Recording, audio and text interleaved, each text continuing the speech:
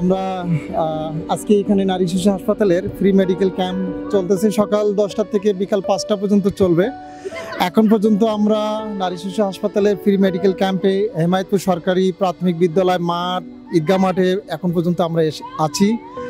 আজকে এখানে সকাল থেকে এখন পর্যন্ত অনেক রোগী এখানে আসতেছে, এখন পর্যন্ত আসতেছে।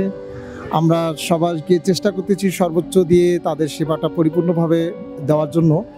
তো আজকে আমার এখানে কিছু স্টুডেন্ট আসছে তাদের রক্তের গ্রুপিং মূলত করার জন্য। আমি এর মধ্যে কিছু স্টুডেন্টের সাথে একটু কথা বলবো। আপু, তোমার নাম কি? আমার নাম মোসাম্মদ লিজা আক্তার। লিজা আক্তার, তুমি এখানে কিসের জন্য আসছো? আমি এখানে ব্লাড টেস্ট করার জন্য এসেছি। করছো ব্লাড টেস্ট? ব্লাড টেস্ট হ্যাঁ করেছি। আচ্ছা, তুমি এই যে নারী শিশু হাসপাতাল যে কাজটা তোমাকে ফ্রি করে দিল, এটা তোমার অনুভূতিটা কি? এই নারী শিশু হাসপাতাল যে একটা এত বড় উদ্যোগ নিয়েছে, এটা খুব ভালো জিনিস। মানে অনেক গরিব মানুষ আছে এলাকার মধ্যে যারা অনেক খেটে খায়, মানে বড় বড় হাসপাতালে যে এরকম ভিজিট করতে পারে না, ওনাদের জন্য এটা খুবই ভালো হয়েছে।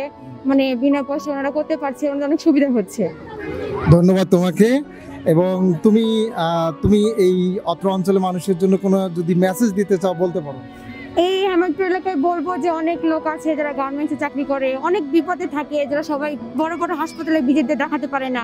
এই নারী শিশু হাসপাতালে তুমি ওদের হিসাবে যদি বারবার ব্লাড টেস্ট করে বা অন্য অন্য চিকিৎসা নেয়, তাহলে এই এলাকার মানুষ অনেক সুবিধা হবে, ভালো হবে। ধন্যবাদ তোমাকে।